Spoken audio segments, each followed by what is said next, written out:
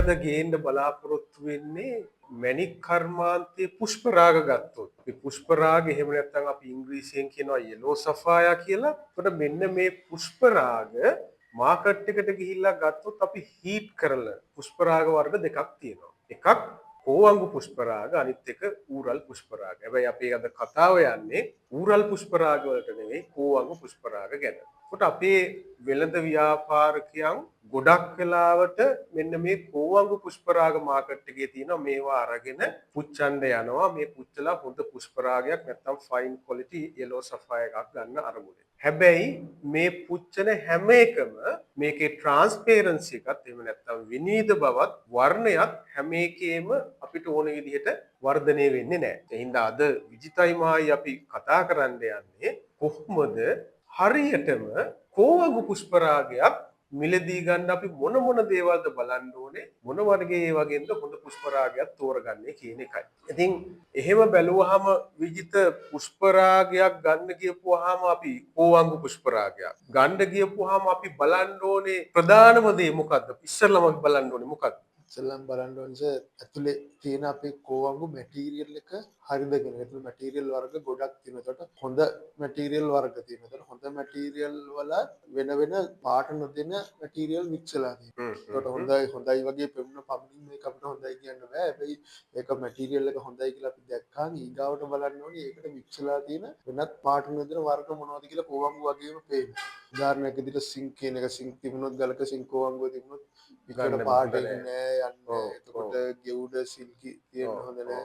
ඒ වගේ. එතකොට ඊට මතු කරන කාරණේ අපි කෝවංගු කියලා කියන්නේ ගෙවුඩ නෙවෙයි වෙනම ඉන්ක්ලූෂන්ස් වර්ගයක්. හරි. එතකොට වෙනම අපද්‍රව්‍ය ඛනිජයක්. එතකොට මෙන්න මේ කෝවංගු කියන අපද්‍රව්‍ය ඛනිජයත් එක්ක ඒ වගේ පේන වෙන අපද්‍රව්‍ය ඛනිජ වර්ග තියෙන්න පුළුවන්. දැන් උදාහරණයක් විදිහට අපි අරගෙන පෙන්නේ සිංක් කෝවංගු එකක්. දැන් මෙතන රූම රාම් වලින් අපිට පේනවා මෙතන තියෙන සාම්පල් වලින් කෝවංගු සිංකෝවංගු තිබුණොත් ඒ සිංකෝවංගුව හීට් ට්‍රීට් කරාම යන්නෙත් නැහැ. ඒ කියන්නේ විනිවිද බව වැඩි වෙන්නෙත් නැහැ. වර්ණේ හරියට එන්නෙත් නැහැ. ඒතකොට පළවෙනි කාරණේ එක තමයි අපි දැනගන්න ඕනේ මෙන්න මේ කෝවංගුවක සිංකෝවංගු තිබුණොත් ඒ ගල මිලදී ගන්නේ නැතුව ඉන්න. අනිත් එක තමයි ඊළඟ කාරණේ මෙන්න මේ රූපරාමු වලින් පේන ආකාරයට කෝවංගුත් එක්ක ගෙවුඩ මික්ස් වුණොත්. හරි?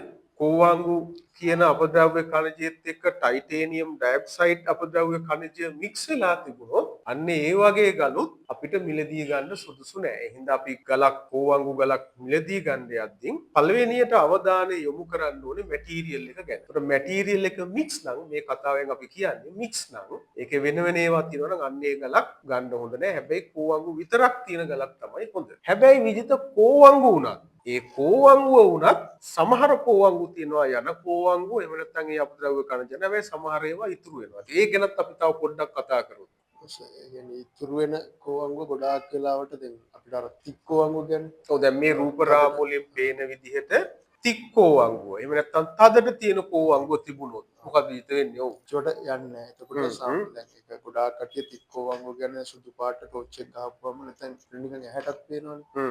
හැබැයි ටෝච් එක කියන්නේ ඇහැට පේන්නේ නැති ටෝච් එකට විතරක් යම් කෝවංගු වගේ පේන. හැබැයි ඒක යම් නෙවෙයි. තික් යන්නේ ගල පුරාම විහිදිලා තියෙනවා. අපිට යම් කෝවංගුව කියන කෝවංගු බොහෝ පොඩි ප්‍රමාණයක් පේනවා. හැබැයි එහෙම කෝවංගු තියෙනවා මුච්චල යන්නේ නැති ඒවා.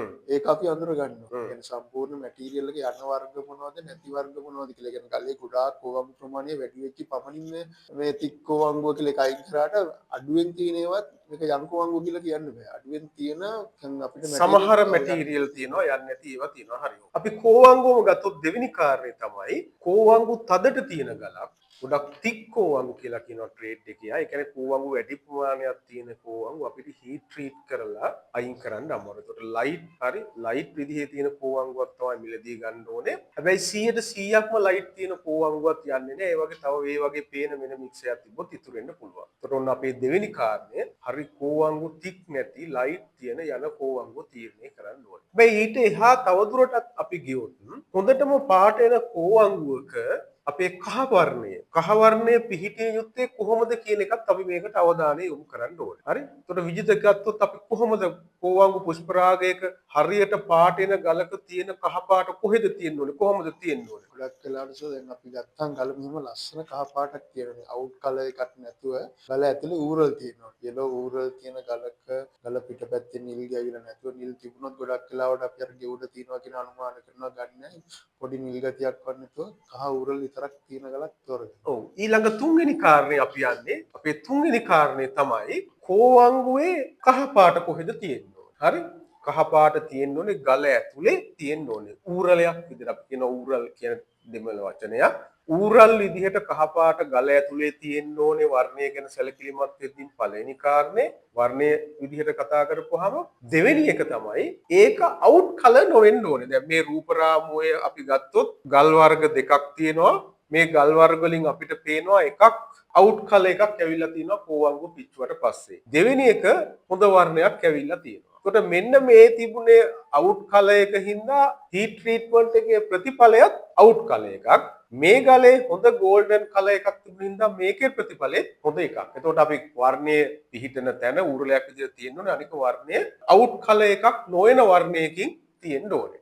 ඊට තව කාරණයක් මතු කරපු එක තමයි මේ වගේ නිල් තියෙන්න බෑ, නිල් ගෑවිලා තියෙන්න බෑ. නිල් තිබුණොත් ඒකිනුත් එන ප්‍රතිඵලය හොඳ නැති වෙනවා. එතකොට අපි කාරණා තුනක් ගැන කතා කරා. ඊට අමතරව මොකද ඊට තව කෝවඟු ගැන බලන්න ඕනේ දේ. තව තියෙනවා විශේෂයෙන් කියන්නේ දැන් අර අපිට කෝවඟු ගොඩක් වෙලාවට අර ජල්ලි වගේ කියන්නේ ජෙලටින් වගේ තනින් තනින් පේනවනේ. ඔව් ජෙලටින් වගේ තනින් තනින් පේනවා. එහෙම පුච්චපුවම හොඳට පාට එන කියන්නේ ඇතුළේ ඉතුරු වෙන්නේ නැතිව තියෙනවා. ඒ ජෙලටින් වගේම පේන පුළුන් කෝවඟු කියලා තව මැටීරියල් එකක් තියෙනවා. ඒක පොඩි හරි තනින් තනින් එහෙම තිබුණොත් පිච්චුවට පස්සේ ඒක සුදු පාට අර වලාකුලක් වගේ ඉතුරු වෙලා. එතකොට ඊළඟ කාරණේ තමයි අපි මතු කරන හතරවෙනි කාරණේ අපි දැන් ගොඩාක් අය මේ කියන්නේ ජෙලටින් වගේ එහෙම තියෙන ඒවා තමයි කෝවංගු ඒවා තමයි කෝවංගු කියලා කිව්වට එක කෝවංගු වර්ගයක් තියෙනවා ජෙලටින් වගේ එක තැනකට තැන් තැන් වල ගුලි වෙලා පුළුම් වගේ තියෙන වර්ගයක්. අපි ඒක සාමාන්‍ය ට්‍රේඩ් එකේ කට්ටිය කියනවා පුළුම් කෝවංගු කියලා. මෙන්න මේ පුළුම් කෝවංගු පිට්ටුවහම යන්නේ නැහැ. ඒක තනින් තැනට ඉතුරු වෙන්න බලනවා. හරි? ඒ හින්දා අන්න ඒ වර්ගයේ තියෙනවා නම් ඒකිනුත් අයින් වෙන්න ඕනේ. ඔව් දැන් අපි මේ කතාවේදී අපි විශේෂයෙන්ම මතු කරපු කාරණේ තමයි මේ කියන්නේ අපි කෝවංගුවක් ගන්න බලන්න ඕනේ කරුණු තමයි අපි පෙළ ගැස්සේ. ඒ කියන්නේ අපි හැම වෙලාවෙම මම කියන්නේ චෙක් ලිස්ට් එකක් තියෙන්න ඕනේ ගලක් අඳුර ගන්න. මොන දේවල් කාරණාද බලන්න ඕනේ කියලා. නැත්නම් මේ අපි දැන් හැදුවේ කෝවංගුවට චෙක් ලිස්ට් එකක්. එතකොට මෙන්න මේකෙදී පළවෙනි කාරණේ තමයි අපි බලන්න ඕනේ කෝවංගුවක කෝවංගුවේ තියෙන මැටීරියල් එක මොකක්ද කියන එක. ඒක මික්ස්ද?